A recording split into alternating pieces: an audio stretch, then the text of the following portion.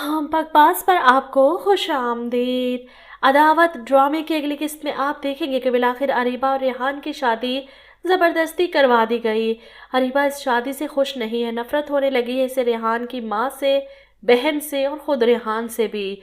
यहाँ तक कि मासूम बच्ची नूर, अरीबा तो इससे भी नफरत करने लगी है। शादी की पहली रात रेहान नूर को लाकर इसकी गोद में डाल देता है। नूर की मम्मा संभालो इसे, अरीबा एक आया की तरह इस घर में ब्याह कर आई है, इसीलिए अपना गुस्सा नफरत सब कुछ निकालेगी और मेरे ख्याल से निकालना बनता भी है।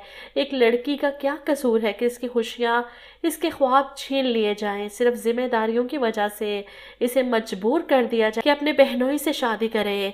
अरीबा अगले दिन सुबह कमरे से बाहर आती है तो इसे देखते ही इसकी सास कहती है, अरे नई नवेली दुल्हन हो, अच्छे से तैयार होकर आओ। जिस पर अरीबा इन्हें जवाब देती है बच्चों की तरह। अब वो बात बात पर अपनी बहन का जिक्र करेगी, इन्हें याद दिलाने के लिए कि ये लोग सोबिया के मरने का इंतज़ार कर रहे थे, इसीलिए तो इसे भूल कर इतनी जल्दी अपनी ज़िंदगी में आगे बढ़ गए। रेहान भी अपनी माँ के साथ बैठा है, अपनी बच्ची को गोद में उठाए। जब अरीबा नूर को इससे पकड़ती है, आओ अपनी खाला के पास, तो रेहान की माँ इसे कहती है खाला नहीं ममा, अब ये तुम्हें ममा कहेगी। शादी के दूसरे दिन माँ कहलाने पर अरीबा का पारा चढ़ जाता है। वो गुस्से में कमरे में जाती है, अपनी बहन की तस्वीर के सामने खड़ी होकर इसकी बेटी को कोसती है। पैदा होते ही अपनी माँ को खा गई, मेरी भी खुशियाँ खा गई।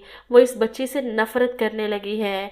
इधर अरीबा की माँ इससे मिलने आती है, इसे देखने के लिए कि वो खुश है। वो यहाँ पर वो अपनी माँ के सामने गिला करती है, नहीं खुश मैं यहाँ।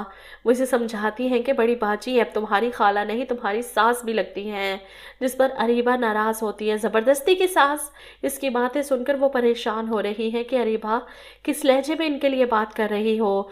दूसरी तरफ आप देखेंगे कि अंबर की शादी के बाद असजद अपने बिजनेस टूर से वापस आता है। आते ही सबसे पहले अंबर से मिलने जाता है। इसने इतना अरसा इसका फ़ोन नहीं उठाया, नाराज़ होगी। इसके लिए गिफ्ट और फूल लेकर हंसता मुस्कुराता इसके घर की तरफ जा रहा है। घर के बाहर पहुंचते ही गेट पर ही इसे अंबर भी मिल जाती है, जो अपने शोहर के साथ अपने पेरेंट्स से मिलने आई थी। इसे देखकर असजद खुश होकर कहता है, दिल से दिल को राह होती है, देखो तो मुझे यहीं पर मिल गई।